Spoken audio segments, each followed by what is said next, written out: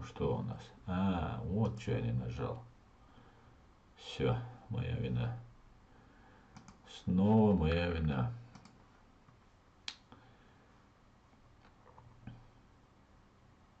Вот, теперь все работает, да. Ассаламу алейкум. Витаю вас, друзья. С вами снова я, Аслан Арцуев, на одноименном канале Аслан Арцуев, Human Rights Center Ичкерия, 21:01 по Берлину, 23:01 по Джохару. Друзья, приветствую вас. Сегодня 10 февраля 2023 года. Хамзат, Центурион, все остальные. Адам, алейкум ассалам. Всех приветствую. Шаверга Машуа. Итак, на сегодняшний день сразу же приступаю к сводке с фронта от Генерального штаба Вооруженных сил Украины на 10 февраля 2023 года, то есть на сегодня. За прошедшие сутки уничтожено 730 оккупантов. Итого их цифра достигла 135 740 человек. 3 танков. Итого количество танков достигло 3258. Просто вдумайтесь в эту цифру. Боевых бронированных машин 3 штуки, как и танков, за прошедшие сутки уничтожено. Итого боевых бронированных машин 6471. Это сколько же можно было бы из этих танков, которые стоят там миллионы долларов, и там миллион боевая бронированная машина. Сколько можно было дать пенсионерам, детям, своим русским инвалидам, сиротам и так далее. Сколько можно было помочь. Просто вдумайтесь, во что уже почти 10 тысяч техники, танков и боевых бронированных машин русские террористы забросили на Украину. Артиллерийских систем 2251 всего 1,7 за прошедшие сутки. 463 РСЗО. 1 антиаэркрафт сбит. 233 всего. 0 самолетов и 1 вертолет сбит за прошедшие сутки. Итого число самолетов достигло 295. Вдумайтесь в это. Это десятки миллионов долларов. И 286 вертолетов. Просто невероятные цифры.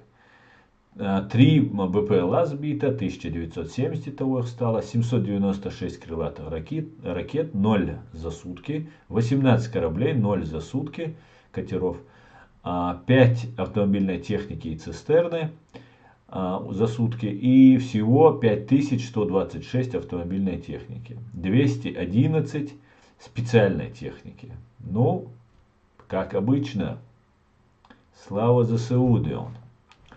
Слава ЗСУ. А теперь перейдем к вашим комментариям, друзья. Друзья, напоминаю, ставьте лайки, пишите комментарии и распространяйте ссылку на наш стрим. Так как у нас, как мы знаем, тот канал, основной наш канал, временно пока приостановил свою деятельность. На этом канале мы сейчас начинаем все заново.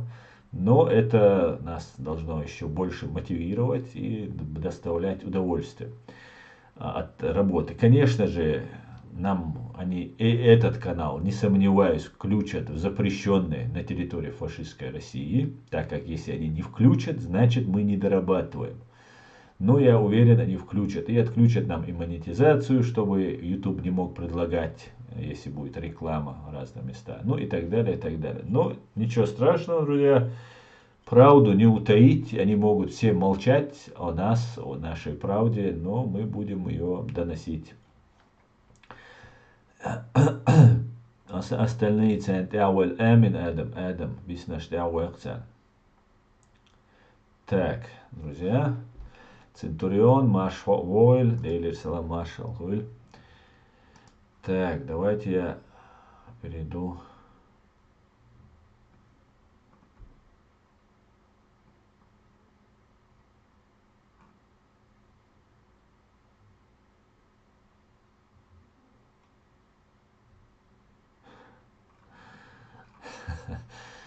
У чувака, тут анекдот в Фейсбуке просто такой, ну прикол. У чувака, который встречал татарина в Казани, из Казани в аэропорту Москвы с плакатом «За мир, за Киев». Замир Закиев — это имя и фамилия, чтобы было понятно. Замир Закиев. Не было шансов остаться на свободе. Он встречал татарина Замира Закиева, а загремел. Но это шутка, конечно же. Конечно же, это шутка. Так, давайте посмотрим, что я вам могу сегодня рассказать. Так.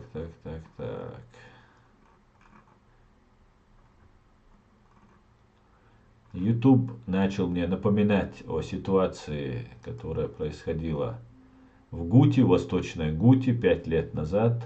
Я свой YouTube, вернее Facebook, веду как хронологию такую действий, событий, которые происходят. Пытаюсь каждый день что-то основное, что интересно мне, закидывать, чтобы потом это как хронология событий было. Вот я закинул 5 лет назад, 8 февраля 2018 года, фотографию, где лежат убитые родители, лежат у их ног убитые дети, 4 детей и, судя по телам, 3 взрослых. Это семейное фото, здесь написано на арабском языке. Вчера эти люди были убиты, то же самое сегодня, то же, что и вчера. И все молчат. Syrian Revolution Network сообщает нам. Да, большому сожалению, геноцид сирийского народа происходил на глазах у всего мира. У всего мира.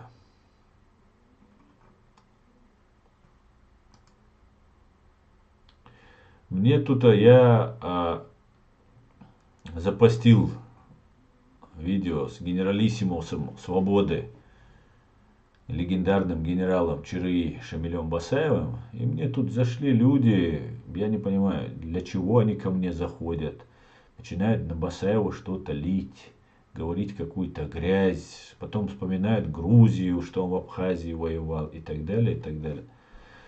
Я не знаю, мне удивляет, грузинка мне пишет, Бека, мне тут она пишет, что как помним этого КГБшника на Шамиля Басаева. Я очень уважительно отношусь к грузинам, очень, даже иногда слишком, а я знаю, что есть некоторые грузины, которые любят русских, ненавидят чеченцев, и многое-многое другое. И вот зайти ко мне на страницу и написать вот такие вещи, там Шамиль Басаев, там КГБшник, там туда-сюда. Причем эти не КГБшники живы, а тот КГБшник, которому то ногу ампутируют, потом снова ее ампутируют, которого убивают всю семью, 11 членов семьи за один день. Вот эти не КГБшники. Я не знаю, просто хотят вывести, наверное, или они хотят привести нас к тому, что мы будем говорить, что Шамиль Басаев является там террористом, КГБшником и так далее. Да, я не согласен с его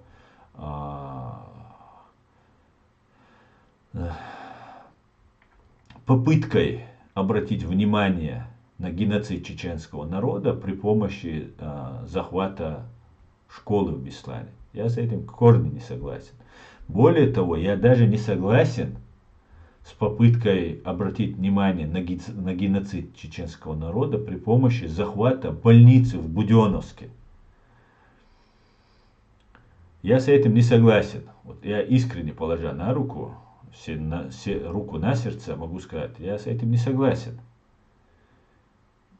Но вот те люди, которые комментируют, пожалуйста, скажите, а как нам сделать так, чтобы нас не убивали?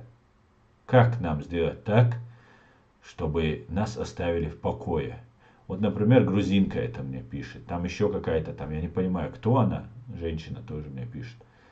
Она какая-то журналистка, видимо, там пишет, что она Басаев террорист там, и так далее. Я удалил их из друзей. Не буду я таких людей поддерживать. и пытаются к чему-то нас привести. Надо нас к чему привести. Если хотите помочь, помогайте. Нет, идите вслед за русским кораблем. Не надо нас к чему-то сподвигать, нас к чему-то заставлять. Да, я не согласен с многими вещами, которые происходили. Но эти вещи имели обратную реакцию на действия фашистской России. То есть не просто какие-то действия, а очень страшные действия на геноцид моего народа. Я бы не поступил так. Вот сейчас, понимая все это, имея вот то мировоззрение, которое я имею сейчас, я бы никогда в жизни на это не пошел бы. Даже находясь в тех тяжелых положениях, в котором находились они. Но они там находились, а не я. А сидеть нас, например, грузины нам пытаются заставить просто. Я вот вижу, просто лезут. Заставить хотят, чтобы там мы относились к Шамилю Басаеву так же, как они относятся. Ну, это не мешает им иметь музей Сталина у себя. Это никого не волнует. Шамиль Басаев молодой парень, который только начинал, входил в эти политические игры, пошел защищать абхазский народ против КГБшника Шеварднадзе, который ничего хорошего не сделал Грузии, не говоря уже о чеченцах, который много делал подлости чеченцам. Вот эти вещи как бы делают вид, что не замечают. И давайте скажем, что это террорист, давайте скажем, что он там детей убивал. Я никогда не поверю, что Шамиль Басаев убивал пленных, убивал детей, женщин. Почему он не убивал русских женщин, детей и пленных? Почему? Вот ведь не грузины же нас бомбили, убивали, его 11 членов семьи убили же. Не они? Правильно? Он должен был, наверное, к русским быть таким. Но никогда вы не услышите, что Шамиль Басаев пытал пленных, убивал пленных. Вы никогда не услышите, что Шамиль Басаев или его люди убивали детей, даже заложников, которые находились в Беслане. Их убили русские. Об этом говорят матери этих детей. Матери Беслана есть такая организация. Голос Беслана есть такая организация и сайт, где все написано. Решение Европейского суда по правам человека, которые говорят, что за убийствами детей стоят русские террористы, а не чеченцы. И сам Шамиль Басаев говорил, на нем нет крови этих детей. И его солдаты не убивали детей. Зато русские убивали. Меня вот эти вещи меня удивляют. Но скоро к нам на Кавказ придет Туран, как мы полагаем, да, как мы уже видим. И выгодно ли Турции еще с нами рассориться? И мы на Кавказе будем два не тюркоязычных народа, грузинский и чеченский, которые будем еще друг с другом грызться. Ну, я не знаю. Нам-то все равно. У нас ничего нет. Знаете, когда нечего терять, абсолютно как-то легко относишься. А вот, наверное, вам должно быть. Если кто-то нас просто вот заставить хотят, я удивляюсь просто. Вы что, не видите нас, не знаете нас? Мы же вас ни к чему не склоняем, мы вас ни к чему не заставляем. Даже вашего этого любимого, там Сталина мы говорим. Мы про Сталина даже вам не упрекаем вас, пока вы не начинаете. Это я к грузинам обращаюсь. Но ведь кроме Сталина, Сталин это только одна просто видная вот эта фигура. А Берия, а Гвищиани, а тысячи НКВДшников грузин, которые убивали чеченцев. Много-много вещей ведь есть, что нам говорить. И очень интересно и подозрительно, как погиб Шамиль Басаев. Если за этим стоят, я только это объясняю. Вот именно вот это маниакальное просто желание заставить нас отказаться от своих героев, которые, может быть, совершали преступления, которыми мы не согласны. Ну, такое впечатление я вижу, да, что просто маниакально надо нас заставить отказаться. Это невозможно. Это невозможно просто. Но это так, я просто посмотрел, сегодня мне в Фейсбуке написали, и я просто мыслю вслух, как говорится. Хочу просто свое мнение по этому поводу сказать. Ведь школа в Беслане, которую нам, кому дело есть и нет, пытаются нам этот Беслан предъявить, она произошла, как бы это ни ужасно звучало, ни кощунственно это звучало, она произошла после 225 чеченских школ. Где вы все, мат-перемат у меня напрашивается, были все, когда эти 225 школ уничтожали? Что вы сделали, в отличие от Шамиля Басаева, чтобы спасти очередную школу от уничтожения русскими террористами? Условную школу. У нас убито 42 тысячи детей, в Беслане убито 186 детей. Поэтому я обращаюсь к грузинам в первую очередь. Мы кавказцы. Я никогда не давал повода вам, неуважения, где я мог вам показать к вам, к вашему государству или к вашему народу. Пожалуйста, будьте любезны, тоже проявляйте такое же внимание. Ну или давайте тогда уж будем до конца, мы будем на своем стоять, и вы знаете, что мы будем. Хватит уже, хватит из нас делать что-то там, да, высокомерие мы не любим, очень не любим высокомерие, да, и так далее, и так далее. Ну ладно. Так, на этот канал тоже они будут атаковать свои, как говорится, собаки. Да, Адам, они будут атаковать каналы. Это просто, вы увидите, чуть-чуть этот канал начнется раскручиваться, и его атакуют. Бах Цахиль от Эриенс Лилшбол ночи иной раз думать, анализируя их действия, поступки, что некоторая часть Лубянки Беллойбу. Центурион, да, есть работники Лубянки, которые на крючке, есть работники своего кармана, есть просто, которые мечтают о власти просто. Они, я не знаю, это, наверное, болезнь какая-то или зависимость такая наркотическая, получать удовольствие там, от этой власти. Наверное, такие тоже есть. Разные есть. Иногда, знаешь, у меня складывается впечатление, что ФСБ особо и не нужно нас вербовать. Можно просто немножко подправлять и немножко использовать в своем нужном им русле. Поэтому полезные идиоты, они для нас так же вредны, как и агенты. Да. Но хотя бы есть надежда, что полезные идиоты, они излечимы. Да. Юрий Лапать ТВ, ассаламу алейкум, слава Украине. Уже 4-е сутки воздушная тревога в Киеве. Заглянул к вам на пару минут. С 18:30 нет электричества. Ва алейкум ассалам, Юрий. Витаю вас, героям слава, слава Украине. Держитесь, держитесь. Аслан, передай этому грузину, что Шамиль Басаев наш герой. И мы за своим героем пойдем огонь и воду. А что пойдем, показали в Грозно на площади танковых боях. Да, я сказал все, что я думал по этому поводу. Ничего, сейчас турки придут, нам порядок наведут.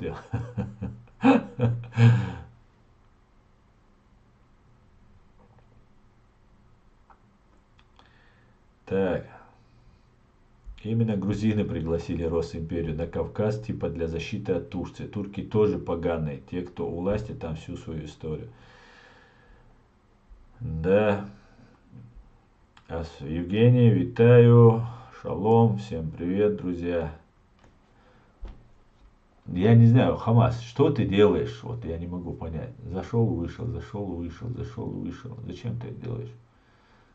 Какую-то цель, наверное, ты этим преследуешь.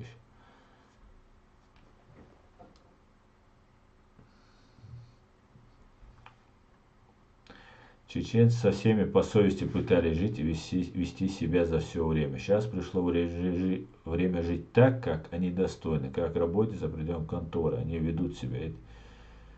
Ясно. Не обращай внимания, это подрусские грузины, не грузины, настоящие подрусские, они эти вся шуша. Адам, в том-то и дело, там не подрусские грузины.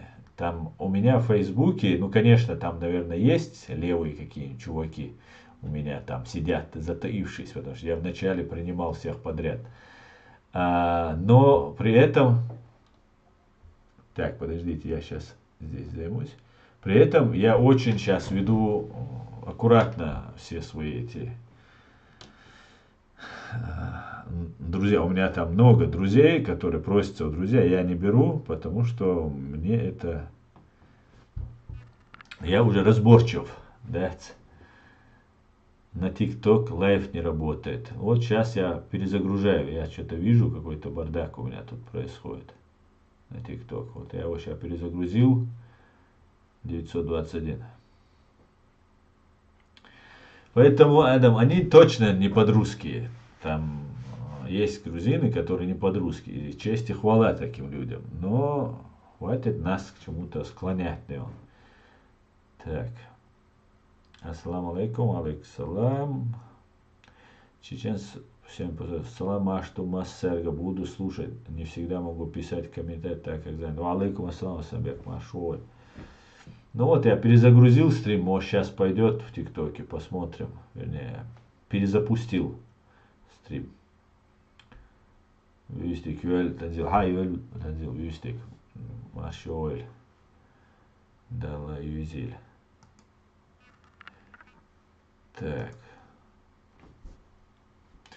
Сегодняшняя наша тема нашего стрима, я ее назвал в YouTube «Патрушевцы против путинцев» или «Имитация конфликта в банде ФСБ».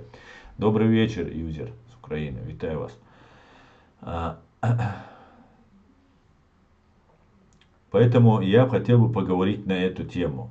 Я замечаю, что группы, подчиненные Путину и подчиненные ФСБ, там, в частности там, тому же Патрушеву, эти группы начинают себя вести соответствующим образом. Они начинают на себя друг на друга наезжать.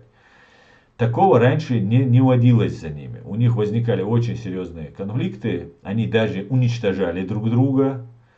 Например, была там стычка с разными военными. Было уничтожение там Маулади Байсарова, вроде бы ФСБшника.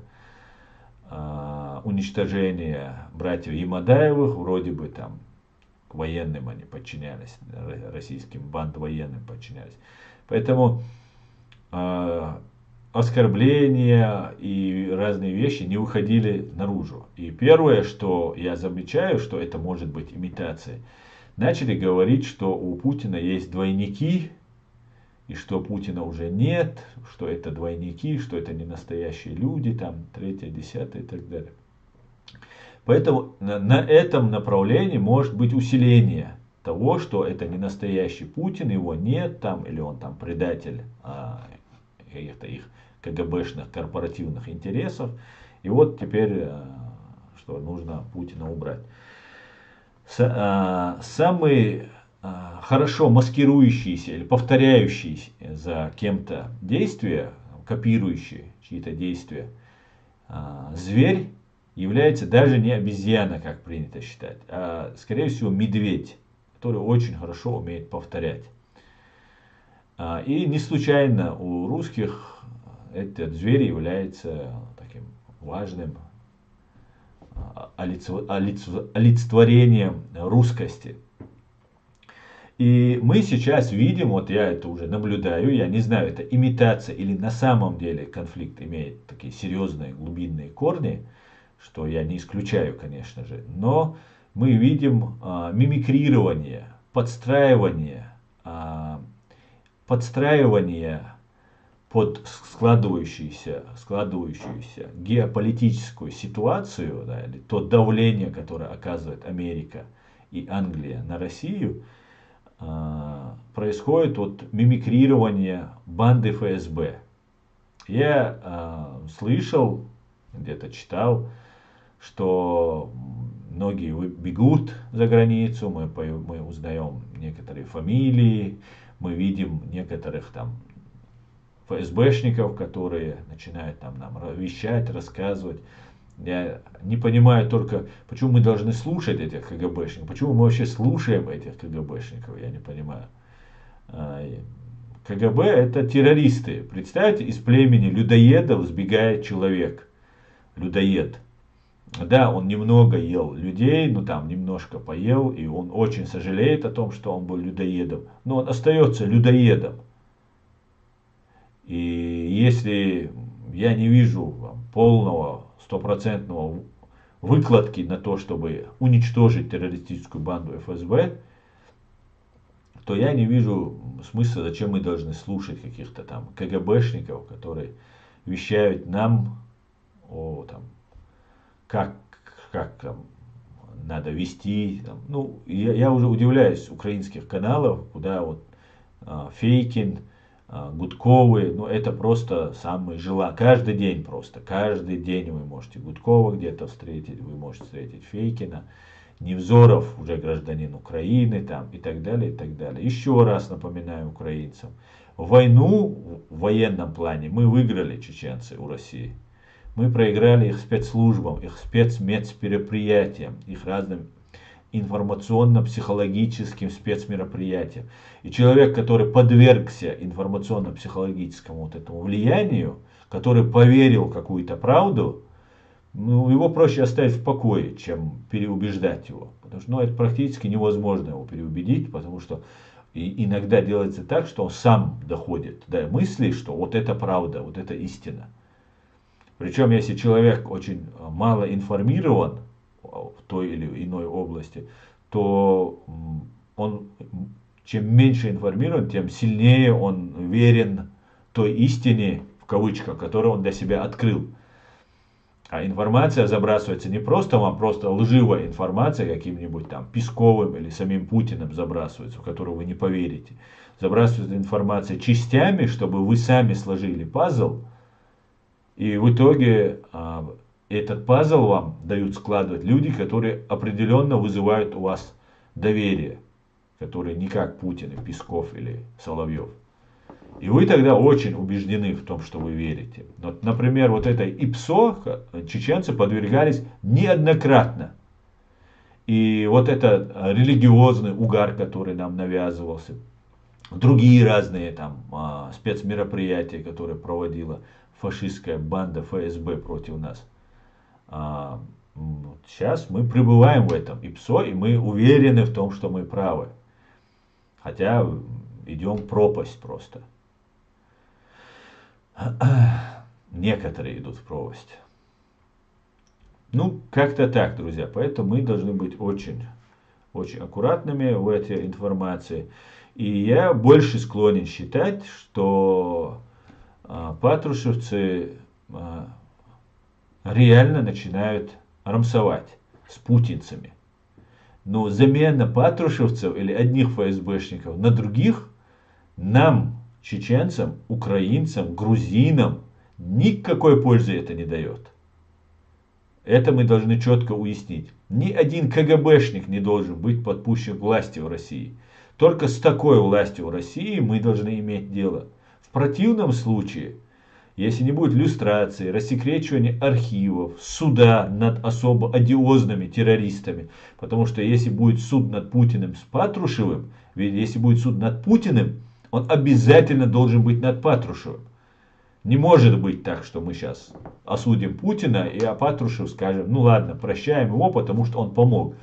Это соучастник всего. Это самый, наверное, даже главнее Путина человек, который начинал эту войну против и Украины, и Чеченской Республики Ичкерии. Наверное, так. И если бы, например, я говорю, если бы не Путин, который посчитал, что там Рамзан должен быть у него у власти, могло быть получиться так, что Патрушев поставил бы Ямадаевых, которых, наверное, он и лоббировал. И, конечно, от Кадырова мы натерпелись очень многого. Но я думаю, ямадаевцы были бы не лучше, а возможно даже и хуже, если так посудить. Поэтому там надо смотреть, кто сделал большее зло. Хотя зло они абсолютно оба. И даже если бы Патрушев сделал бы меньше, чем Путин зла, да, допустим, он сделал меньше, я не знаю, я считаю, что он сделал больше, даже больше, или столько же, как Путин. Но если бы он даже сделал меньше, зло, преступление совершил, одного убил, 10 убил, дома взрывал. Все, этого достаточно, он не должен уйти от ответственности. А заменить там одного террориста ФСБшного на другого, ну я не знаю. Посмотрим, да? Алейкум ассалам, Веня, ваш воин. Так, Асан, может ли Рашка быть замешана в землетрясении в Турции, так как сразу был визит Зеленского в Англию?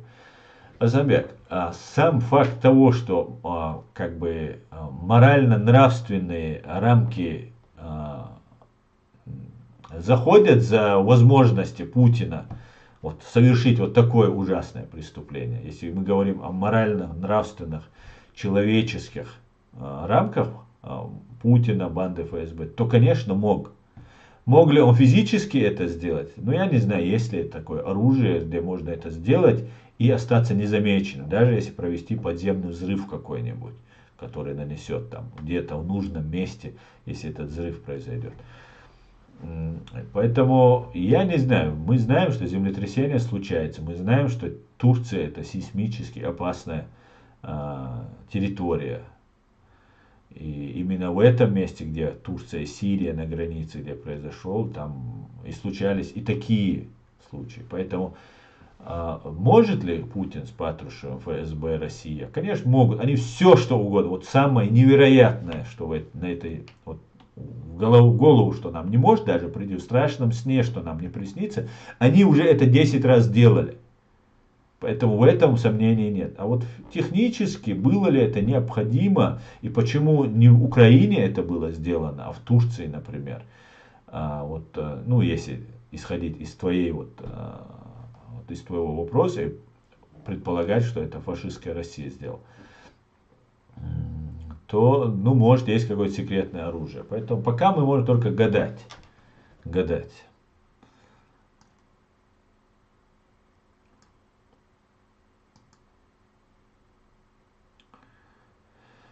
Все эти банды, начиная от НКВД до ФСБ, это дело рук Запада. Они всем им оснащали и давали ресурсы.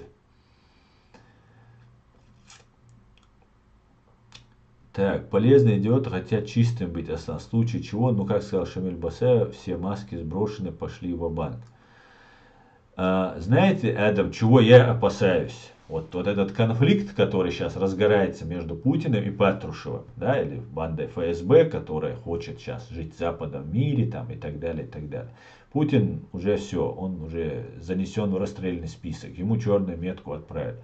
Все, этот вопрос решен. Все люди Путина, первый самый верный, самый пехотинский пехотинец, это Рамзан Кадыров.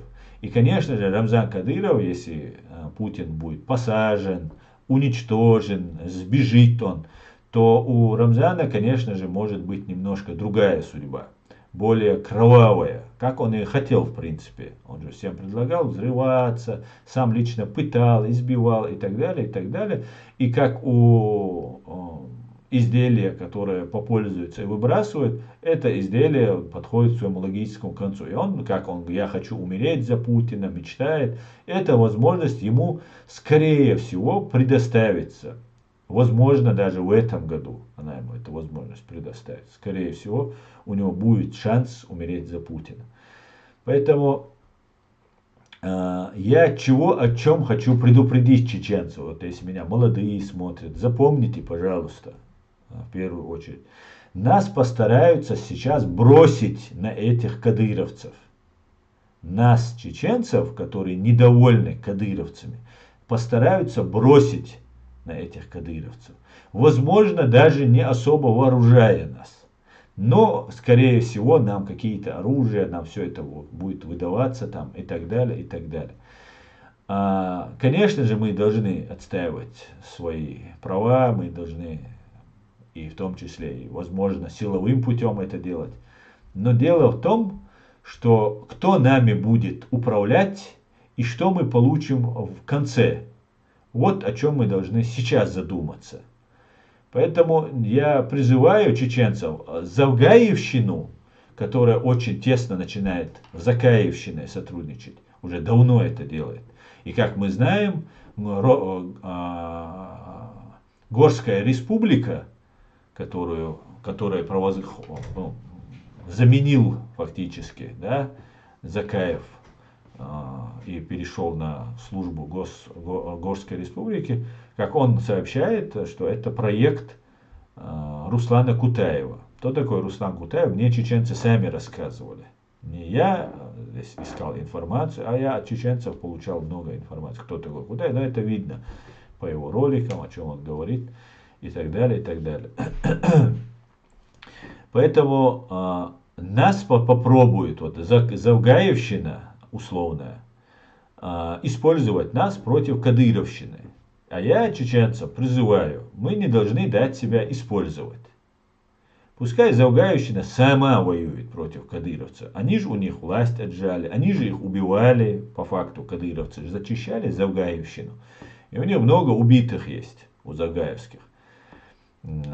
У тех, которых, ну это все КГБшные, все пророссийские, но они были отстранены от власти вот людьми Путина, людьми, которых назначил Путин в лице Кадырова.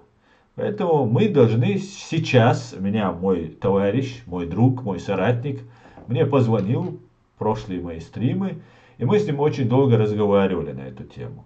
И он просил мне, и я согласен с его мнением, мне передать о том, что нас пытаются использовать. Нас пытаются, возможно, Ирдии, давайте сейчас всех кадыровцев. И это произойдет очень быстро, и нас надо будет бросить в бой.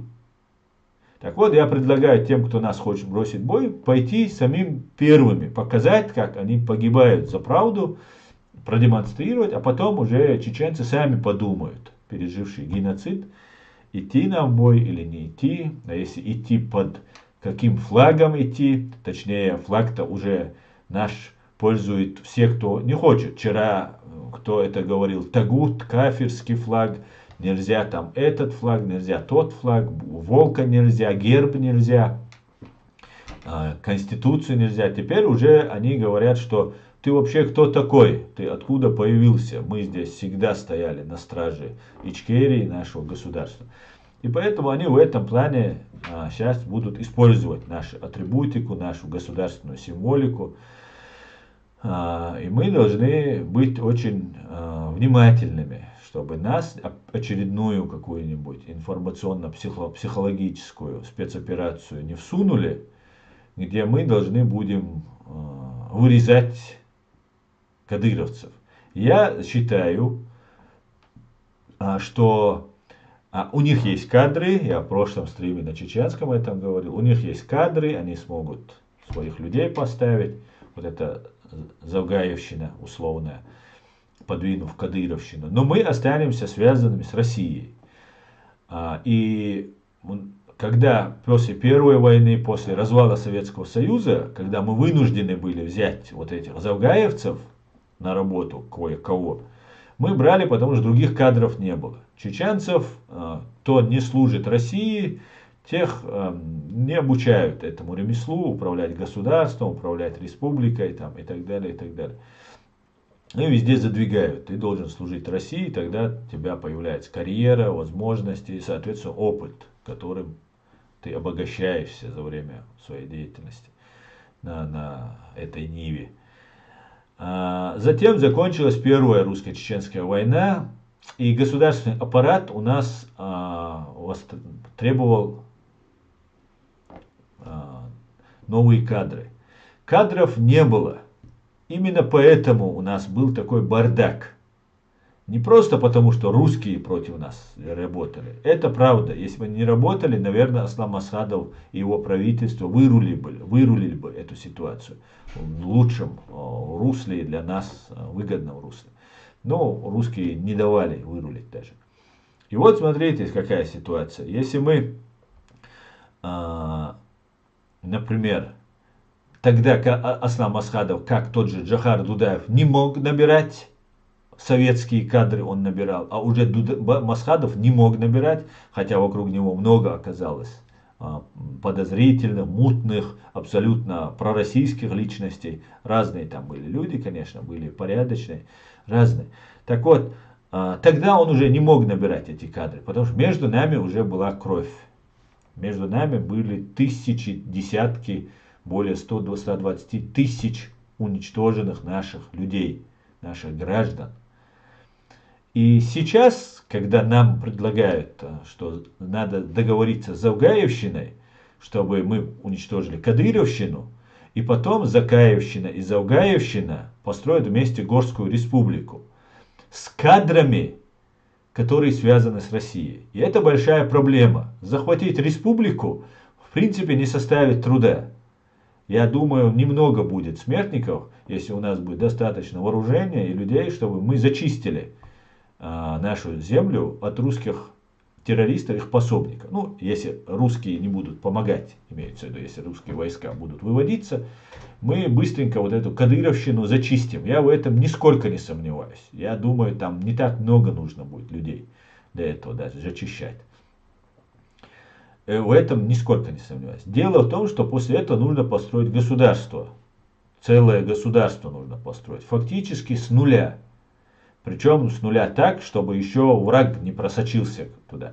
Для этого первое, что необходимо сделать, это принять закон о люстрации.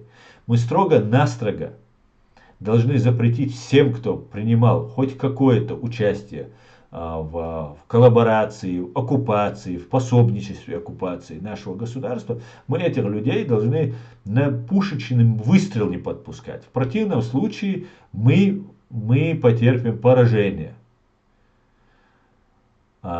Откуда же взять нам кадры? Да?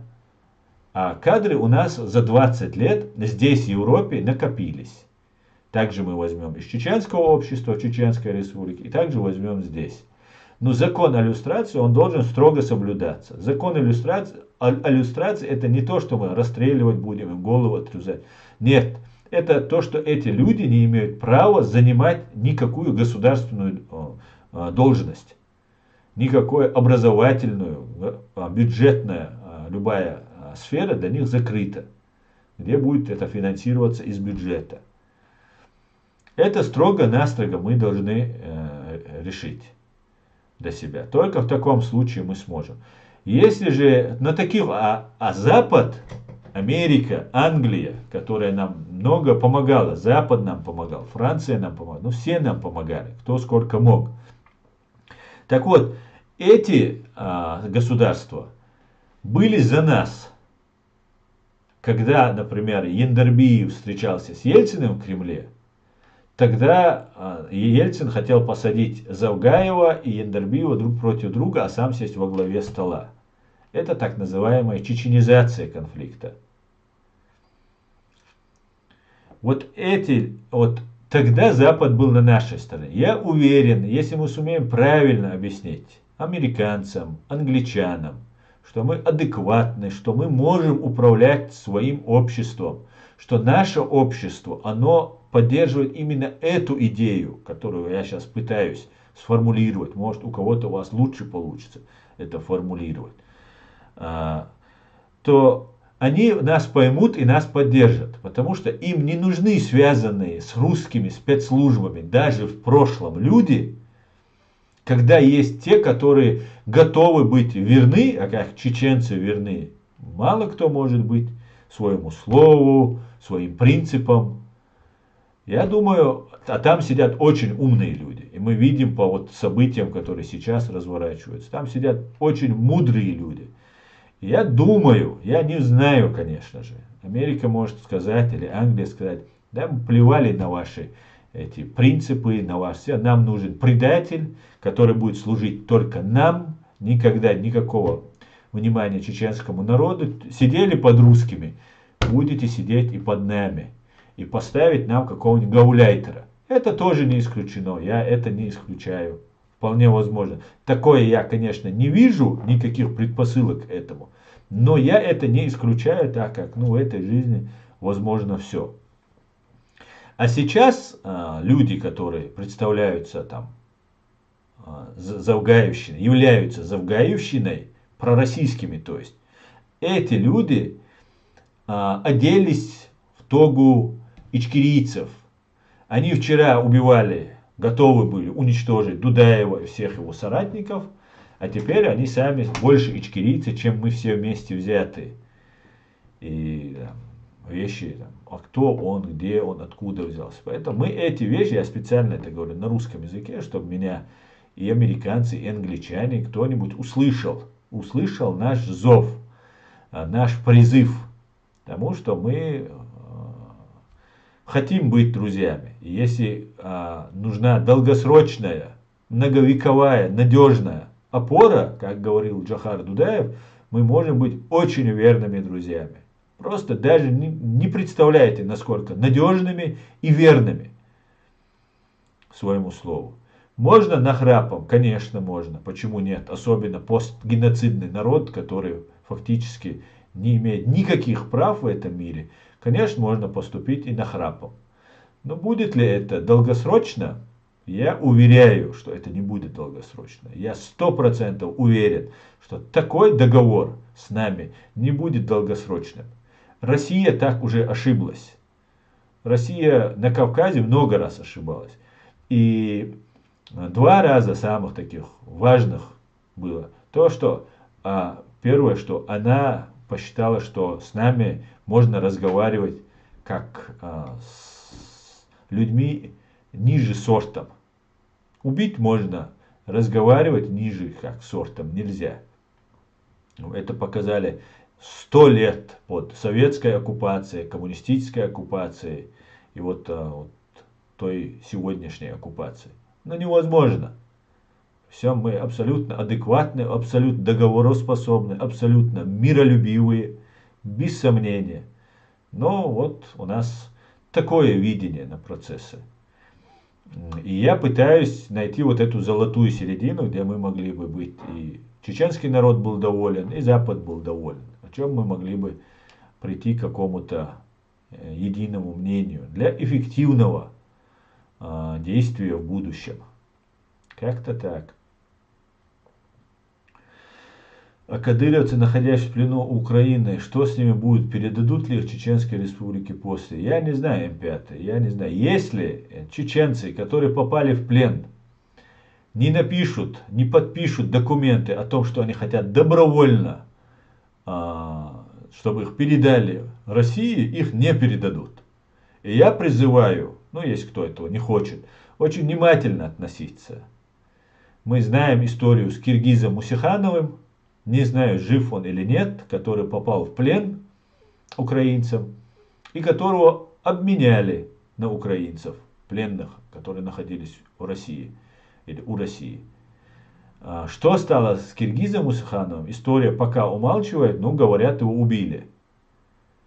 А этот человек не хотел, чтобы его обменивали, по крайней мере, из его видеоразговоров, которые мы видим.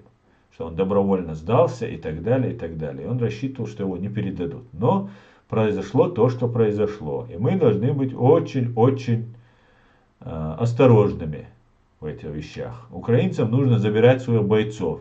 И кто пришел с ним с оружием в руках, их можно понять. Им плевать, кто там, чеченец, якут, бурят, русский. Главное, своих бойцов им забрать. Вот эти вещи мы понимать должны. Да, это незаконно, это нарушение конвенции, это преступление. Но факт остается фактом. Идет война, у войны свои законы. Иногда очень-очень, которые нам могут не нравиться. И мы должны такие вещи пресекать. Машо, леди, машо, шеверга, кельчуве, всех вновь вошедших. Друзья, приветствую вас. Ставьте лайки, пишите ваши комментарии, распространяйте ссылку на наш стрим. Пусть больше людей узнает правду. Так, Аслан, добавлю насчет землетрясения в Турции. Помню статью о том, что Мартынова где-то в прошлом году отозвали срочно куда-то в МЧС, а теперь, по некоторым слухам, он в Турции с гуммиссией. Да, я тоже удивился, как этот террорист Мартынов, Даниил Мартынов, убийца и соучастник геноцида чеченского народа, оказался сейчас в Турции в МЧС. Вроде бы его вначале отправляли воевать в Украину, он там показывал, как они бьют укронацистов, а теперь резко он оказался там. Я удивлен, никакого отношения к МЧС вот этот преступник не имел. Никогда. Это был ФСБшник, это был обучаемый, обученный, хорошо обученный инструктор убийца, а теперь этот убийца поехал спасать. Я не знаю, он будет завалы разбирать в Турции или же учить людей, как попасть в яблочко. Я не знаю. Этот вопрос тоже нужно посмотреть. Да?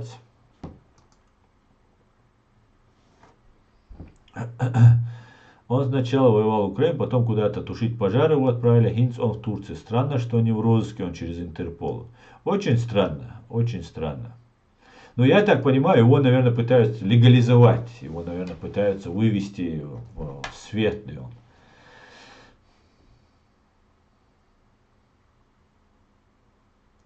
Наталья Веснина. Не думаю, что у них какое-то там супероружие. Война показала, что у них есть. Но вот нужно сказать, что они не люди. Они радовались тому, как люди страдают в Турции. Вот в чем проблема. Абсолютно, Наталья, с вами согласен. Они радуются всегда любым жертвам. Любым просто.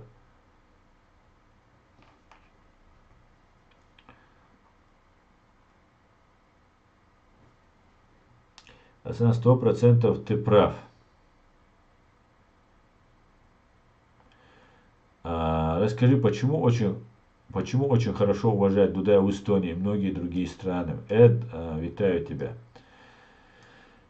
Но Дудаев, как я понял, причем, между прочим, я недавно об этом узнал, Джохар Дудаев служил в Эстонии, в Тасту, по-моему, и когда поступил приказ подавить несогласных, которые вышли против оккупации их страны, за свободу своей страны, он не исполнил приказ, он наоборот, он сам это рассказывает, он пригласил эстонцев, хотя у них уже намечалось, все понимали, что русская воинская часть это главная угроза для эстонцев, оттуда будет применяться к ним сила, и он позвал эстонцев, позвал туда к себе в часть, открытые двери провел, как он сказал, и нашел ключ к сердцу эстонца, как чеченец, который также желал свободы, как и эти эстонцы. И благодаря этому не было кровопролития. И не только Эстонии это касалось и Литвы, и Латвии. И в этом плане Джохар Дудаев заслужил уважение у этих стран. И не только он-то умер, да, что он имел от эстонцев, да, чтобы там хвалили они его, там, ну, может, 2 раза встретили, похвалили.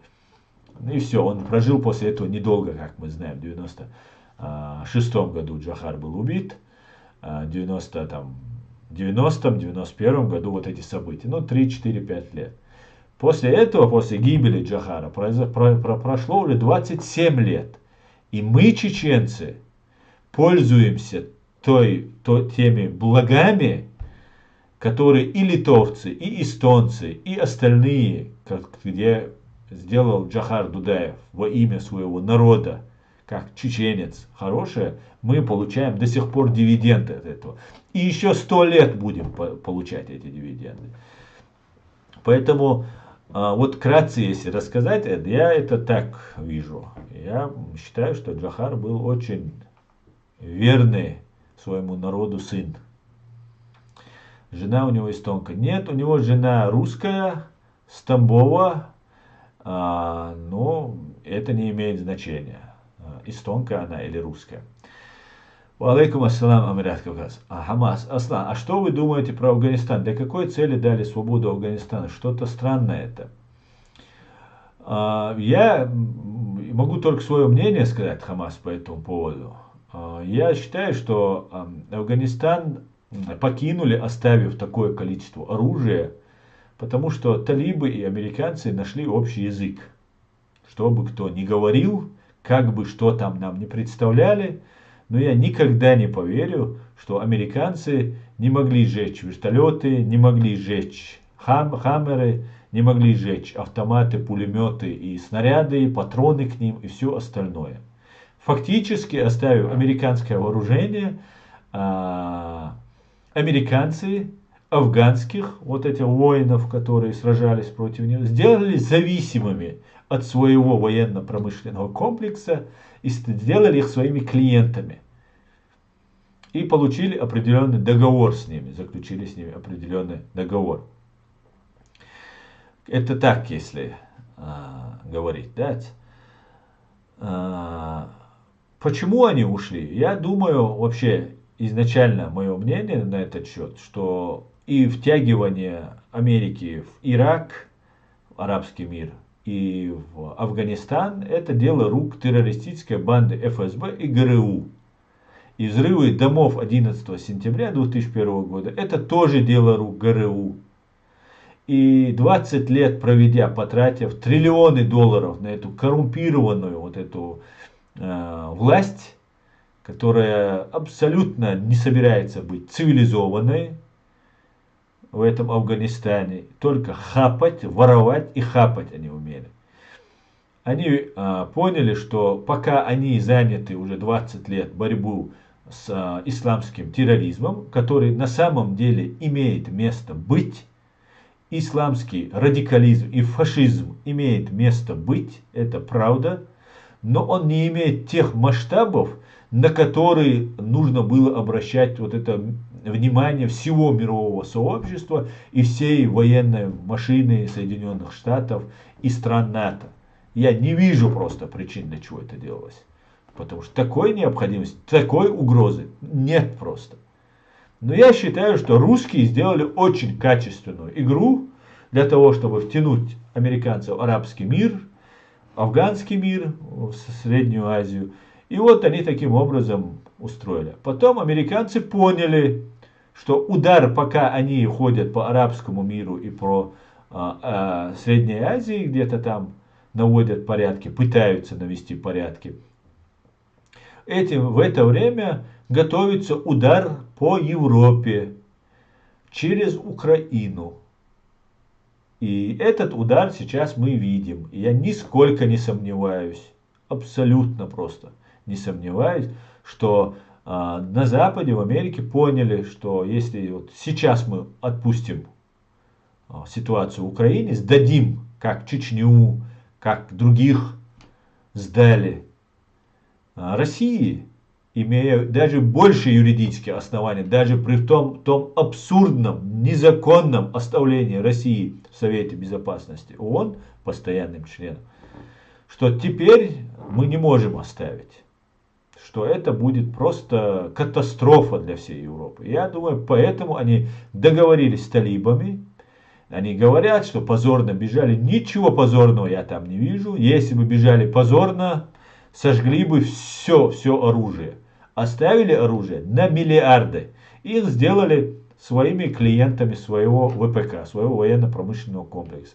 Афганцы, талибы будут зачищать Среднюю Азию, Афганистан, Таджикистан, Узбекистан. Вот эти все коррумпированные преступные режимы. Я думаю, афганцы потихонечку будут иметь влияние, расширяться, работать в этом направлении и еще вести джихад до судного дня.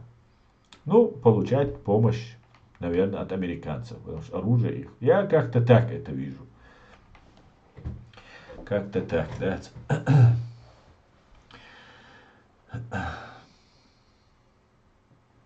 Дудаев как в воду глядел, еще тогда сказал всю правду, что будет сейчас. Да, к сожалению, сделали вид, что не слышат. Так, давайте, друзья, еще помотаю. Звукорежиссер, стрим. Аслан, добрый вечер, рад тебя видеть. Звукорежиссер, витаю. И взаимно. Спасибо, что зашел. Аслан, не думаешь, что СГР это какая-то тактическая задумка, а не цель? Все же опытный человек не понимает, что постоянно на этом этапе это немного далекий от реальности проект. Евгений, нет, я так не считаю. Я считаю, что идет попытка быть замеченными и быть востребованным. И абсолютно не имеет значения, с кем ты делаешь дела. С прорусскими ты имеешь в виду, про чеченских там никого нет рядом. Там разные только есть. Независимые какие-нибудь такие есть. Поэтому нет, я так не думаю. Была попытка пробного шара, чеченское общество возмутилось, и попытка отыграться. Но это будет вновь и вновь эти пробные шары запускаться, будет пробоваться чеченское общество, Горская республика не продошла, сейчас мы еще что-то, потом Руслана Кутаева вытянем, потом Янгулбаева сына вытянем, потом еще, и будут смотреть и потихонечку нагревать, вот это как лягушку нагревают, потихонечку смотреть, что позволит чеченское общество. Как только будет возмущение, будет отыгрываться назад, или кто-то что-то чеченское общество не заметит. А вот для этого мы здесь и сидим, чтобы карась не дремал. Будем следить и наблюдать. Поэтому Закаев уже все сказал, он является, там, я не знаю, халифом Горской республики, или кем он там является, или кем хочет он является, но к Чеченской республике он уже прямо сказал, что он не имеет никакого отношения. Поэтому это сказано не так между словом, где-то сказано, где-то там обронив словечко, где-то там ошибившись или там введя кого-то в заблуждение. Это придя в Еврейпарламент, собрав людей, сев, зачитывая по бумажке, повторяя этот тезис и так далее, и так далее. Поэтому это все сказано, и это мы еще увидим, Евгений, неоднократно. Потому что, хотите вы мне верьте, хотите нет, но я это все наблюдаю, я в этом варюсь днем и ночью, просто я это все наблюдаю. Хотя я пытаюсь не лезть вот эти все вещи, которые они там пытаются меня втянуть. Нет. Это халиф Горской республики. Поэтому вот так вот.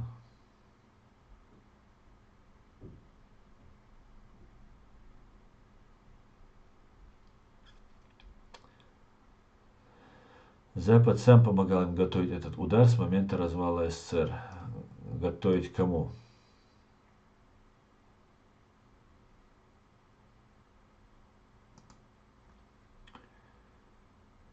Так. Руслан, ты воевал против русских? А ты с какой целью интересуешься? Где ты был во время русско-чеченской войны? Это большая тайна. Я об этом никому не рассказывал и тебе не расскажу. Пропускаешь неудобные вопросы. Не только не пропускаю, я и даже и этот прочитал твой. Просто я не успел дойти. Ты очень скоропостижно делаешь выводы. Ассаламу алейкум. Алейкум ассалам, Хамза. Так, что скажете по Сирии? Як майбутнє цієї країни? И что сказать? Сирия бедная страна, бедный сирийский многострадальный народ. Алейкум ассалам, Мусим Ашвой.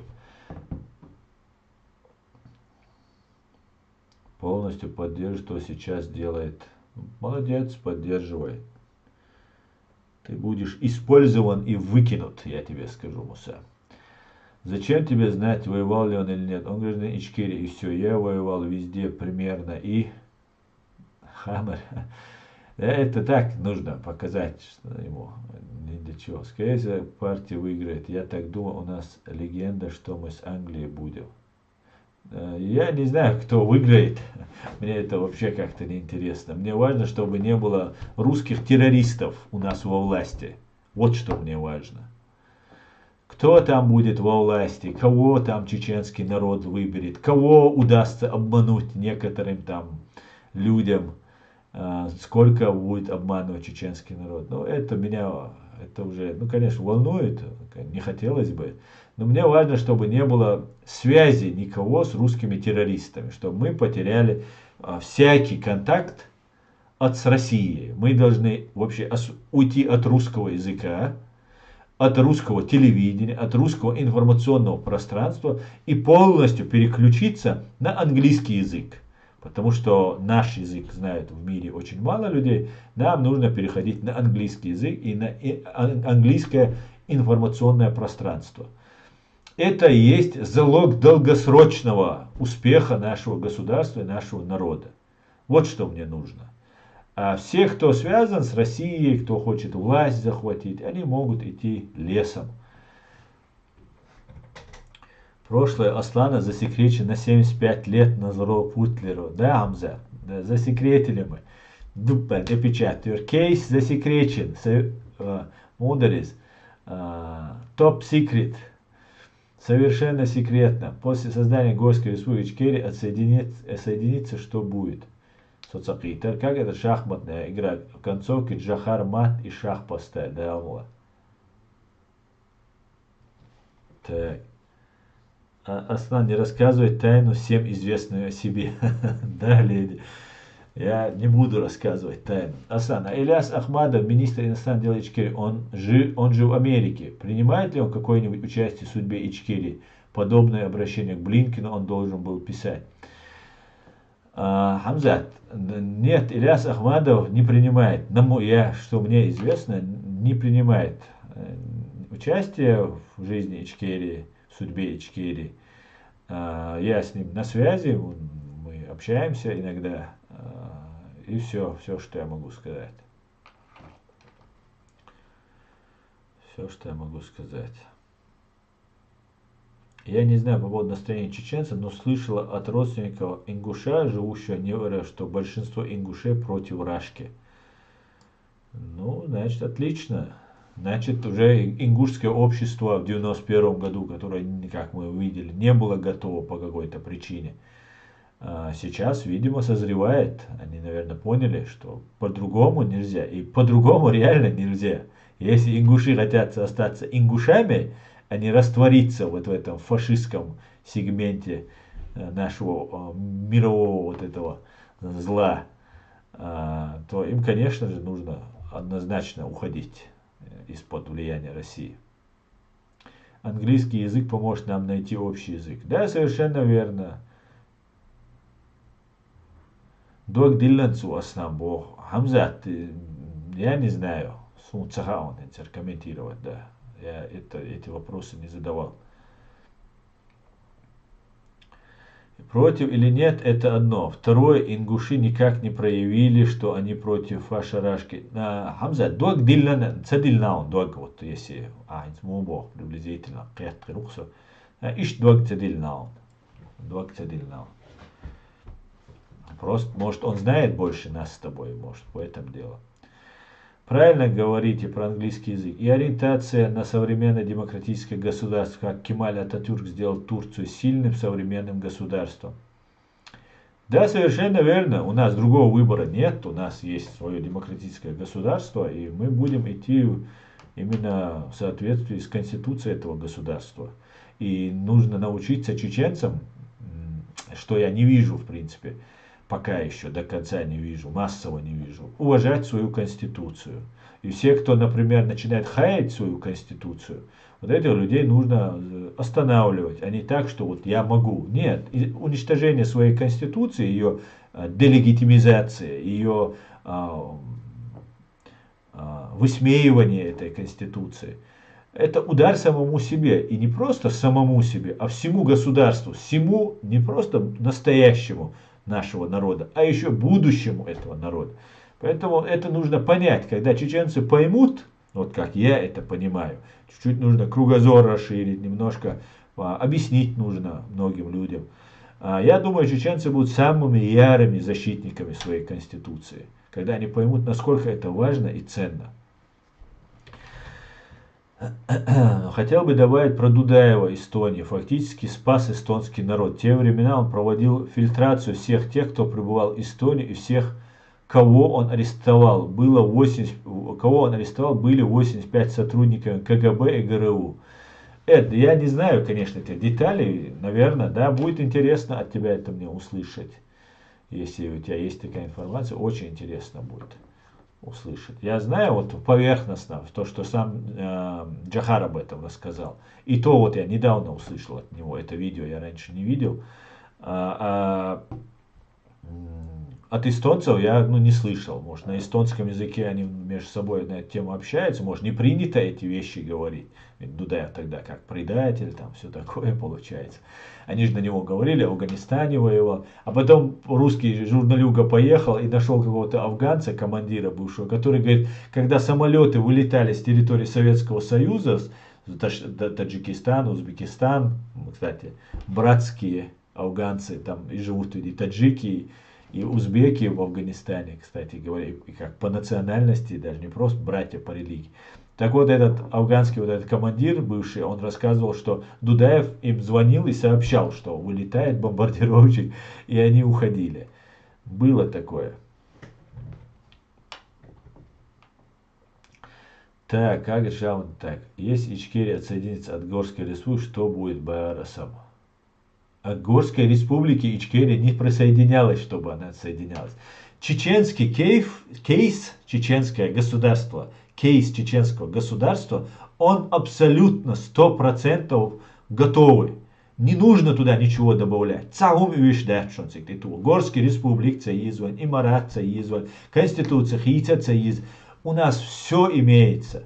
Начиная от становления государства, введения государства, сопротивления агрессии и преступления, которые совершены против нашего государства и нашего народа. Поэтому нам ничего не нужно. Нам достаточно открыть кейс, достать документы и сказать, какой документ? Вот он. А этот, вот вам вот этот документ. Вот таким образом мы можем делать свое дело. Поэтому мы никогда не входили в Горскую республику и не войдем в Горскую республику. Если это будет какое-то образование, то оно должно быть конфедерация, о которой говорил Джохар Дудаев, за которой я тоже и Звят Гамсахурди. Вот, потому что мы кавказская нация, нужно объединяться, разъединение это вред и все остальное это абсолютно прописные истины, которые всем известны. Но Горская республика, как и сейчасшная, которую лоббирует Руслан Кутаев, она была организована русскими кавказской национальности, царскими офицерами, совместно с турецким халифатом, с османским халифатом. Понимаете? И сейчас происходит то же самое. Люди, которые служили России во время геноцида чеченского народа, сейчас пытаются что-то такое сформировать, чтобы они, которые завлекли эту войну к нам, избежали ответственности. Вот как я это вижу. И так это и выглядит. По-другому это никак не выглядит. И когда я уже сделал выводы вот по тому человеку, вот, представителю Горской республики, халифу Горской республики, он за шариат, ведь одним он говорит за шариат, потом он говорит, мы хотим протекторат, а потом говорит Горская республика. Это в принципе оно не противоречит, если может показаться разными вещами, потому что в Горской республике будут управлять через ислам. Кутаев, Янгулбаев и другие товарищи, которых вы видите или не очень, которые никогда не обращались особо к Богу, каждый раз тот же Ихван Гериханов, вы их послушаете, это чуть ли не очень религиозные какие-нибудь деятели из мечети, они так разговаривают, иншаллах, мы это, мы то, да, мы это сделали, вот один, да, и так получается, что вот эти русские, российские офицеры кавказской национальности, куда войдут не только чеченцы, хотят создать с турками, с новым Тураном какую-то совместную Горскую республику, куда войдет Чечня. Ага, я с этим не согласен, вы меня извините, но у меня другое видение на это все. Для чеченского народа это невыгодно. Для чеченского народа выгодно почиститься, провести люстрацию. Ни один человек, я как вчера работавший российским адвокатом, точнее адвокатом в России, я был чеченским адвокатом, потому что я по своей совести защищал людей, а не по российской совести. Поэтому если я не попадаю и не имею права даже заниматься адвокатской деятельностью в Ичкерии в соответствии с законом о люстрации, я согласен ни на одну должность, чтобы меня никогда близко не подпустили, даже адвокатом, независимым человеком, который может ходить там в государственное какое-нибудь министерство. Я согласен, валлахи, положа руку на сердце, я согласен, валлахи согласен, но ни одного связанного с Россией, с русским человеком во власти чеченского государства быть не должно. Хитышу, никогда. Вот только в таком случае мы построим государство, которое закладывали наши отцы-основатели, которые юридически сформулировали идею, многовековую идею чеченского народа, в 1991 году сформулировали, охраняли ее, несли, погибли на этом пути, что тоже очень важно. Отдали жизнь за то, во что они верили. Правильно? Они могли продаться, сбежать, переметнуться, много что могло. И иногда, я думаю, лучше бы они уехали бы из-за границы. Тот же Аслан Масхадов, например. Поэтому, если мы строим, мы не строим, у нас оно есть, а сохраняем, охраняем и пытаемся его реанимировать, наше государство, то мы это должны сделать без русских, без русского языка, без русского влияния. Абсолютно. Тогда у нас не было кадров. Еще раз. У нас не было кадров. У Дудаев вынужденно брал людей, надеясь, что этот человек хоть и работал на Россию, ну как и Дудаев работал на Россию, был на Союз, Советский Союз, как и Масхадов работал на Советский Союз. Это все были не просто чиновники, это были офицеры, советские офицеры. И они рассчитывали, и так и было, рассчитывали, что люди перейдут на нашу сторону, на сторону своего народа и будут защищать. Это все в голове вот здесь сидит. Туда залезть очень сложно человеку. И многие погибали. И эти офицеры, бывшие советские офицеры, тоже погибли, защищая интересы своего государства. Поэтому этот кейс имеется. Цуте кюкш махир. Аддити кейс. Из закаевият, из ханият, из каждый чеченец, вы каждый, кто смотрит, вы генералы. Ваша это власть, это ваш кейс. И мой, как и ваш. Только в той части, сколько и ваш. Ни больше, ни меньше. Если мы выдвигаем какого-то человека, который должен наш кейс представлять, мы должны быть уверены, гарантированно, что он не карман себе будет набивать или продавать эту Ичкерию, или еще что-то делать. Да, избежать ответственности за свои какие-то правонарушения по отношению к той же Ичкерии и к этому же народу. Мы должны быть в нем уверены. Мы его делегируем, мы даем ему эту власть. Понимаете? Она наша. Мы, чеченцы, в соответствии с нашей конституцией, являемся источником власти. Мы ее можем отдать ее на время кому-то.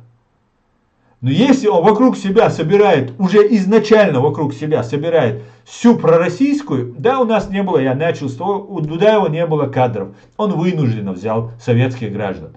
Надеялись, между нами не было крови и так далее, и так далее. Именно поэтому архивы КГБ, наверное, не были рассекречены. Потому что некоторые люди, работавшие на КГБ, оказались истинными патриотами чеченского народа, и которые в том числе погибли, защищая свое государство, свой народ. Затем пришел Аслан Масхадов. У него не было возможности брать российские кадры чеченской национальности, потому что уже была кровь.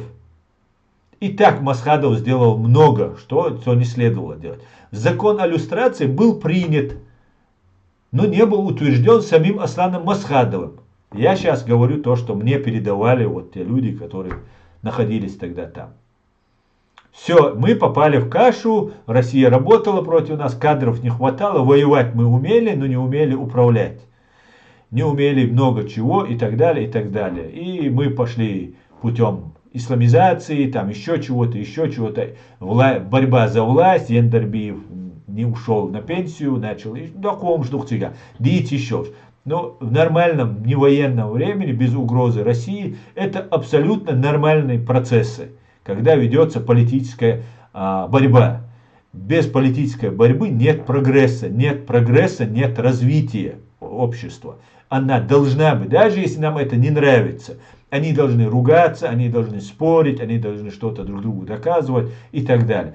Но не переходя. Поэтому должен быть, сейчас у нас есть возможность. Здесь в Европе живут наши чеченцы. Мы можем привлекать чеченцев. Мы можем привлекать другие национальности, которые живут здесь в Европе, как кадры. На время, не на время. Мы разных людей можем. Врачей приглашать, юристов приглашать, экономистов приглашать и так далее, и так далее. Конечно же, и нашу молодежь, кадры мы должны забрать. Но мы должны пропустить всех через закон о люстрации.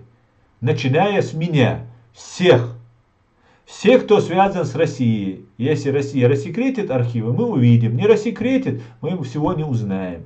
Но для этого мы должны вести вот такой обязательный вот этот порядок.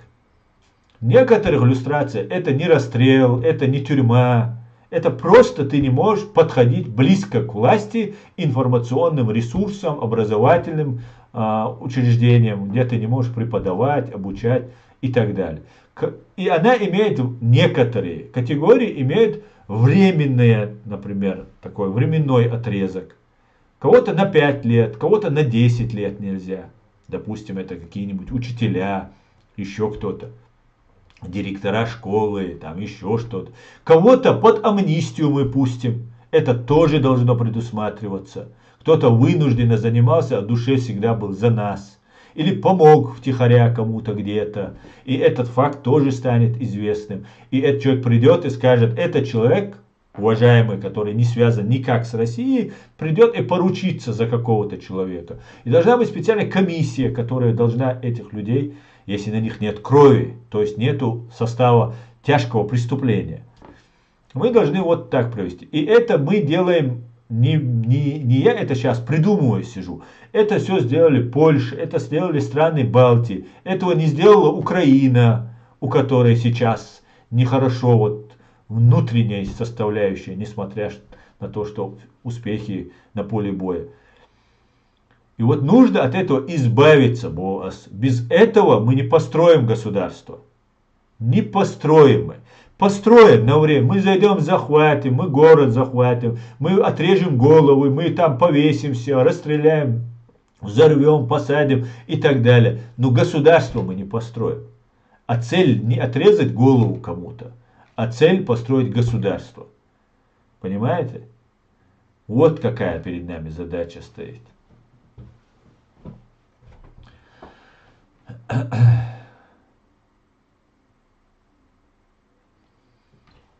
Алейкум ассалам, Рамзан. Дикуса дал бухастам.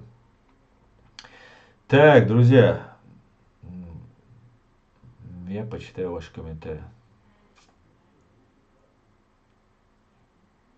Руководство Эстонии знает об этом. Только у меня вопрос. Первое, это все надо больше говорить о героизме Дудаева. Второе, почему Эстония пока не признала Ичкерию оккупированной, как это сделала Украина. Это, я знаю, что думал по поводу признания Украиной нас. Этому есть объяснение. И почему, например, признала нас Грузия, признала нас Афганистан, признал нас там еще кто-то. Что это меняет для чеченцев? Что конкретно спасает чеченцев от геноцида, от нарушения их прав, там, от его развития? Ничего, никак. Никакой пользы от этого нет. Кроме моральной и так далее, и так далее. Признание сейчас нас, Украины, я считаю, это сделано для того, чтобы Чеченская республика Ичкерия, которая не воюет против украинского государства, воюет российская часть, оккупированная и насильно отправляет, кого-то оболваненного отправляет, но не воюет само государство. И признав таким образом, вот в это время, во время вот этого тяжелое время военное, нас независимой и угнетающей, что над нами совершается, продолжает происходить совершен акт геноцида, это говорит о том, что Украина не будет к нам иметь материальные финансовые претензии после окончания войны. Только лишь для этого, я долго думал, для чего это делалось, и Россия, получается, вся Россия будет платить Украине. Она будет разделена, будет взята под протекторат, еще про что-то. Что бы там ни произошло, вот эта часть, называемая сегодня Российская Федерация, будет еще 50 лет Украине выплачивать контрибуции, компенсации и так далее, и так далее. Соответственно, мы, чеченцы, благодаря вот этому принятию Верховной Рады, вот этому действию, освобождаемся от этого. Потому что мы такие же потерпевшие, даже больше, пока еще, даже больше, чем Украина. Надеюсь, Украина быстро закончит свою победную свою войну, и на этом вопрос будет закрыт. Поэтому я это так вижу. Признает Эстония, я не сомневаюсь, как только будет возможность Чеченскую Республику включить в Организацию Объединенных Наций или в новую Организацию Наций, то Эстония будет одна из первых, которая нас признает. Я в этом не сомневаюсь. Ну, это я так вижу, может, я ошибаюсь.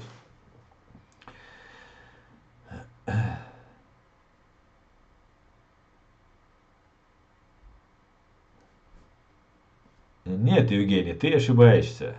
Ты пытаешься оправдать его действия. Нет там оправдания. Там такая каша, которую ты даже не поверишь, если я тебе буду все это рассказывать. Некоторые вещи я пока не буду рассказывать. Асан, ты слышал, как Гиркин говорил, что Чечню мы уже потеряли, и деньги мы ее заново, и деньгами мы ее заново не купим. Да, я слышал. Гиркин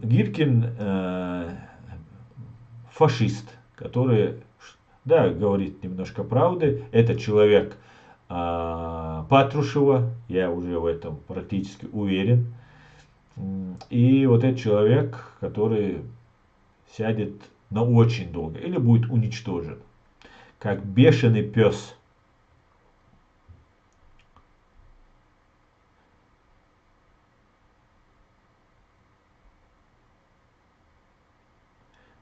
Конфедерация это разве не союз суверенных государств? Если Закаев Горскую Рису призывал, это как бы конфедерация. Конечно, нет, здесь Евгения немного ошибается, леди. Совершенно верно, конечно. Конфедерация это добровольный союз государств и так далее, и так далее. Там речь шла о другом, а именно о том, что я вам говорил. Что российские офицеры или российские служаки, судья, например, российский, это же можно считать офицер, потому что подчиняется КГБ. Независимого там нет судейства. Вот эти люди собираются остаться у власти. Они собираются сделать виновными не себя, которые Хасбулатов, Гантемиров, Заугаев и все остальные. Они собираются сделать их, вот этих, себя невиновными, а наших Масхадова, Доку Умарова, Дудаева в том числе, хотя во многих странах есть его площади, имена, это будет тяжелее, но с годами можно и убрать эти фамилии, имена, там, влияя уже на новые правительства в этих странах и так далее, и так далее.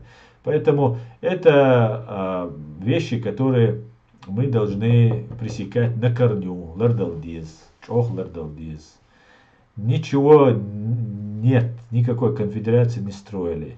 И мы увидим, просто прозвучала наша реакция, многие люди возмутились, да, и он быстренько попытался дезавуировать. Дезавуирование произошло таким образом, что он сказал, что наследниками Горской Республики выступает Руслан Кутаев. Все, больше можно было не слушать его. Вот и все. А Руслана Кутаева они активно лоббируют.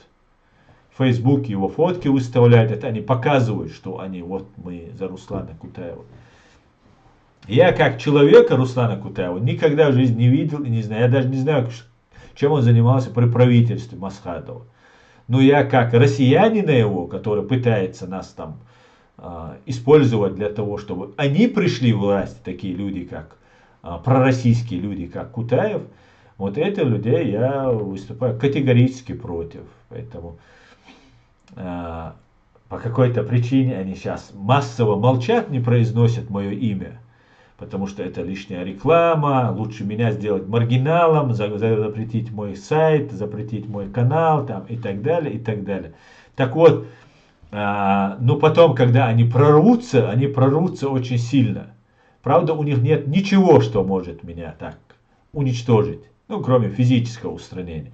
Физически они пока не могут, эти непосредственно, Кадыровы, там, ФСБ пришлют, конечно, своих. Но эти не могут засветиться, потому что тогда они здесь как на ладони, и их могут быстренько всех сварганить. Плюс это не останется еще не только в соответствии с международным правом. Есть еще и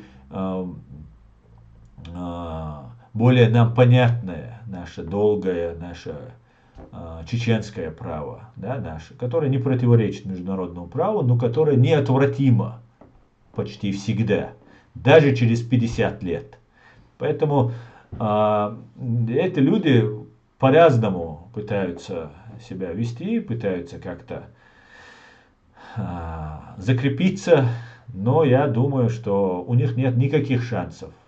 Мы не дадим им просто не дадим им делать от имени чеченского государства что угодно. Поэтому они хотят сделать Горскую республику. В этом зале, когда он говорил о Горской республике, сидит Дени Тепс. Это преподаватель в Санкт-Петербургском на полставки преподавал. У нас в Государственном университете, где я учился когда-то. Может, не знаю я. Вот он там преподавал. И вот этот Дени Тепс мне говорил, я потом вспоминал, несколько раз про эту Горскую республику. Хотя у нас несколько всего раз был разговор, и вот он мне говорил про Горскую республику. Руслан Кутаев, которого вот Закаевщина пытается нам как-то его преподнести, чтобы вот он был удобоварим. Янгулбаев, вот через сына, пока отца они оставляют, а вот сына сперва легитимизируем, а потом уже и отец судья. Верховный судья Чеченской Республики в фашистской России пытается играть теперь управлять нам. Представьте, верх преступления не может быть, как служить судьей оккупантом над своим народом. И это Закаева устраивает. Вас это устраивает, всех, кто поддерживает Закаева. Пожалуйста, меня это никогда не устроит. И вот эти люди пытаются вот нам как-то влезть, как-то засветиться, популяризироваться. Вот мы здесь, мы ичкирицы алвеш будешь. Мы придем в пропасть. Вернее, тот, кто пойдет. А я не пойду. Поэтому я не попаду в пропасть. Ишталду. Да, Дени Тепс давно, Евгений, находится. Как я знаю, давно находится.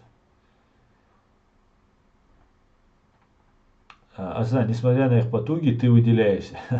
Да, выделяюсь тем, что никто, ни ФСБ, единственный, кто обо мне сказал, это был Роскомпозор, который запретил мой канал. Причем он с документом мне подтвердил, что он мной недоволен. И спасибо ему. Единственное, что я могу сказать, Роскомпозору спасибо. Остальные все делают вид, что меня не существует, да, пытаются как-то избавить. Но это хорошо, потому что у них нету больше аргументов против меня. Были бы аргументы, они бы мне гасили бы.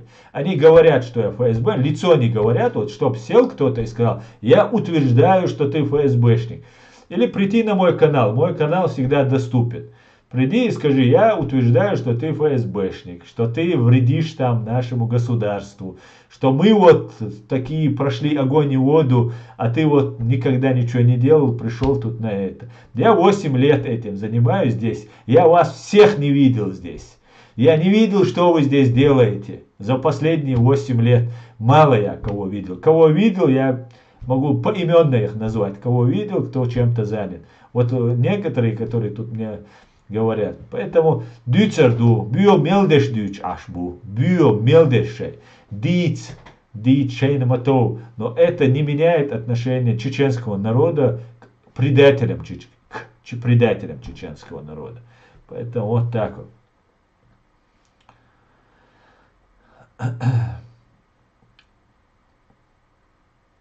Ты же сам по профессии юрист. Покажи доказательства на бумаге, а не на словах. Босс, ты, наверное, живешь еще в прошлом веке. Сегодня у нас есть такая вещь, как камера видеозаписи. И эти видеозаписи, которые, можно не сомневаться в их подлинности, открыто прямо доказывают все, что я сказал. И на бумаге тебе покажу. Если я покажу тебе на бумаге, ты мне скажешь, чтобы там печать стояла. Потом скажешь, чтобы 2 печати стояло. И так далее, и так далее. Я ни на той и ни на другой стороне, говорит. Но жду ответа и конкретный, говорит. Если ты не на этой стороне и не на той, то ты сидишь на заборе. А людям, которые сидят на заборе, отвечать, я считаю, что это не имеет никакого смысла. Для меня, по крайней мере. Ва алейкум ассалам. Машвол Apple. Аслан публикует, хочет видеть тебя на украинских каналах. Что? Я не понял. Что не говори, агентура Русни хорошая. Аслан, публика хочет видеть тебя на украинских телеканалах. Милтон, я всегда к вашим услугам. Я вас всех то, Аслан. Я не оправдать какой-то смысл пытаюсь найти. Иначе что вот Ахмед на лугу с очком бабочек, но он ведь опытный человек, чтобы просто за иллюзией гоняться. А там не иллюзия, Евгений, там очень много. Это мы, они говорят, иллюзия. Ичкерии не существует, они говорят. Чеченский народ не готов к демократии, они говорят. Чеченским народом нужно управлять через религиозных деятелей. И это тупое стадо баранов, они говорят. Понимаешь? Это правда, так они говорят, так они думают, так они действуют. Вот и все. А то, что бабочек ловят, да, это закрытое акционерное общество Ичкерия. ЗАО Ичкерия люди создали, пытались создать. Не получится. Не получится, босс. Есть у нас государство, есть чеченский народ, которого пытаются оболванить. Предатели чеченского народа, перешедшие на сторону русских, и дельцы, которые хотят погреть руку. Не получится, босс. Сейчас ведется фитна, и не поймешь, кто друга, кто враг, и не надо оскорблять. Я тебя не оскорблял, кто тебя оскорбляет? Да, ведется, нападки ведутся там на Закаева, вот там эти агент российских спецслужб Тупсо Абдурахманов, его там люди пытаются что-то там наехать. Потом еще как люди там в Турции на Закаева там наезжают. Я не имею отношения никому из этих людей. Этих людей я не знаю, я не видел деятельности. Я как юрист пришел и искал документы. Какие документы мне помогут защитить права моего народа. Так вот, я не нашел даже хронологию становления нашего государства. Я не могу найти конституцию чеченского государства. Это люди, которые защищают наше государство, там ведется какая-то работа. Не ведется. Не ведется. Все, кто вел работу, либо дискредитированы, либо устали уже вести эту, потому что их дискредитируют, их оскорбляют, наезжают, угрожают, убивают, сажают, либо посажены, убиты и так далее. Остальные все остались, занимаются чисто своими личными какими-то проектами. Нету у нас ничего. Так вот, из-за того, что у нас нету ничего, из-за того, что Ичкерия, у нас нет премьер-министра, представляющего нашу Ичкерию, это не значит, что мы должны браться за кого попало. И я ошибался, я многого не знал, я знаю теперь, и я не могу переступить через свои принципы. Это никак не касается, что меня кто-то там оскорбил. Меня никогда Закаев не оскорблял, никогда он ничего плохого не говорил и не делал. Речь идет о нашем будущем. Вот о чем речь. Мне там кто-то пишет, почему там тебе власть не дали. Этот трюк выкинул Саид Амин Ибрагимов.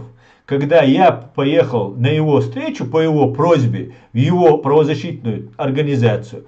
И там я, который приехал снимать видео, Саид Амин Ибрагимов сказал, что я обиделся. А потом я ехал обратно, и человек, который входит в правительство Ахмеда Закаева, Нашхо Эльдаров, по другим данным Руслан Сулейманов, предложил мне работать на русскую разведку, за что я любезно отказался.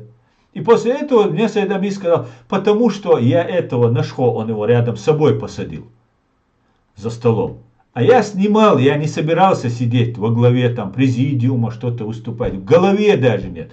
Валла билла да цунит. Да где оно? Он говорит, за то, что я посадил его рядом, Аслан на него возвел ложь. Человек, который называл себя моим старшим братом, отцом и так далее, даже не удосужился меня выслушать, когда я такие серьезные обвинения, причем я это делал публично уже. Публично, я не скрываюсь, я открыто говорю это. Хадин Амел Динабог, и я доказал это. А видимо, они сами это потом доказали, подтвердили.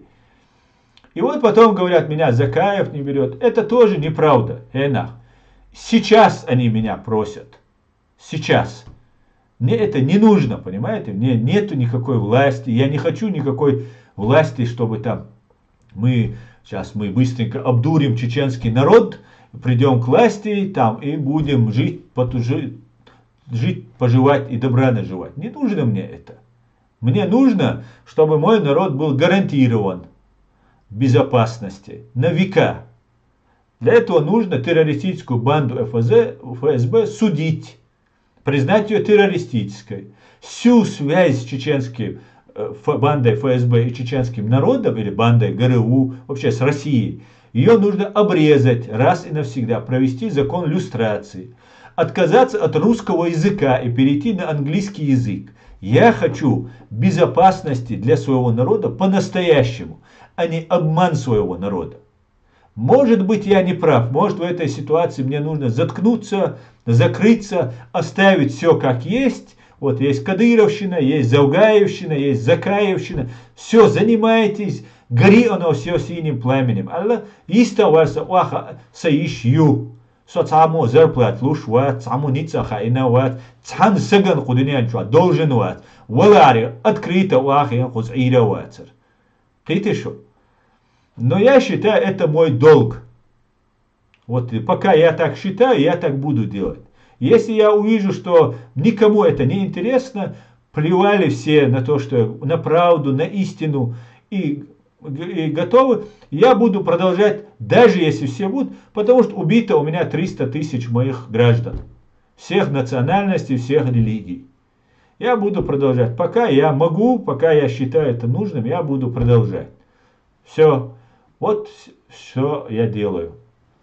А фитна идет, и я не причастен ни к каким там Бартмаршу, ни к Анзору Масхадову, ни к братьям Доку Умарову. Никого, эти люди, я их не слышал. Я занимался этим вопросом. Когда я занимался, Ичкери, дуаш хагинага, вещь вацерсага. Закаев хагинага, вещь вацерсага. Вацер. Я популяризировал, я пытался что-то сделать, и потом что-то, видимо, пошло. О, надо же, народ начал просыпаться. Чеченцам эта идея, она сидит, она никуда не делась, и никуда она не денется. Потому что я знаю, я чеченец, я часть этого общества, я это знаю. И вот я занимаюсь тем, что я могу делать. Хорошо, плохо, это уже, извините, дело. На этом я свой стрим заканчиваю, друзья. Спасибо, что смотрите, спасибо, что поддерживаете. Все будет Ичкерия. Слава Украине! Адикёль маш оль. Вюздеqalöl масера.